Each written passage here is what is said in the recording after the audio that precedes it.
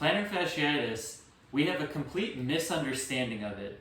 We literally think, and I'm on the floor for a reason here, we literally think that it is inflammation of the bottom of the foot. Plantar means bottom of the foot.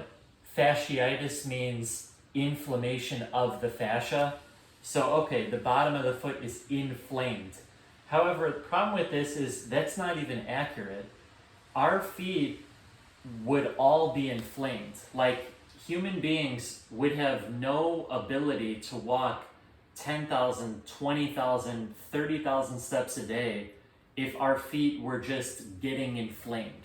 Because a lot of people's reasoning is, oh, it's overuse, or I'm on hard flooring or something. And sure, like, some of those things are not great for us. Hard flooring, for example, not my favorite. I'm more of a natural surface or like a soft flooring type of person.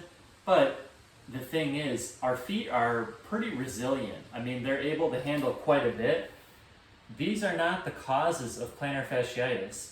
And not only that, I say wrong answer for the wrong problem, because it's not inflammation and those aren't the causes. The actual cause is that you are not getting enough blood flow to the bottom of your foot. It is creating dead tissue. You can think of it as dying tissue because it's not literally dead where it's unrecoverable. You can obviously recover it, that's why we're here. But the tissue is dying because it is getting a lack of blood flow. So what I'm going to show you, this is pretty much all you're going to need to know about plantar fasciitis, is that your foot, actually let me show it this way, your foot goes into footwear and it is always constricted at the toes. You can even see that my toes have permanently bent from footwear. You need to be wide. Notice how my big toe went from on an angle in to out, creating almost a triangle platform, like the foot tripod. When the toe is pushed in like that, the big toe, what it does is it actually pulls on a muscle called the abductor hallucis. The abductor hallucis is a little triangular shaped muscle that runs right over this section of the foot, and it wraps over the top of the foot too. That's not as important, but it goes over this area. Now I'm pointing to this area because it's significant with plantar fasciitis and heel pain. The main artery that feeds the bottom of your feet, blood, is right along here. And it's going to wrap right along that big ankle bone right here and feed into the bottom of the foot.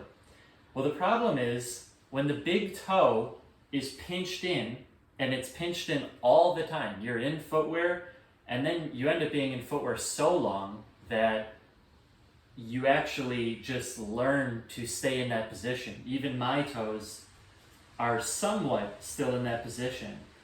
But what this does is the toe being pinched in like that creates a strangulating force, as Dr. Ray McClanahan would call it, against that artery that's bringing blood flow in. Well, that's a problem, because when the blood is trying to come in and there is something wrapped around it that's basically creating, here's one of the tweets I put out, a kink in the hose. Now you can't get blood flow fed to the bottom of your foot.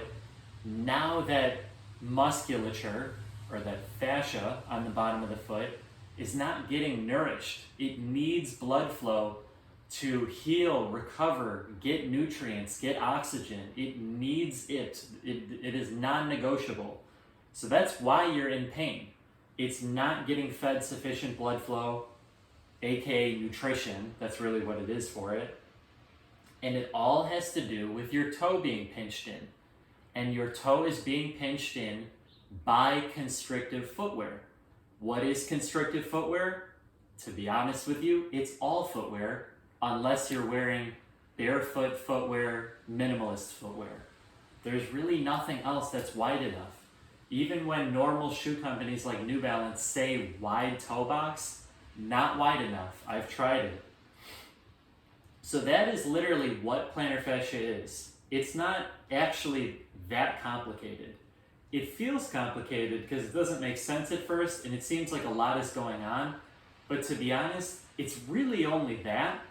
And all that you have to work on, this video isn't going to be about the solutions, but all you really have to work on is getting your toe back into its natural position. And I'm going to show you in another video how to do that. So you'll have all the answers.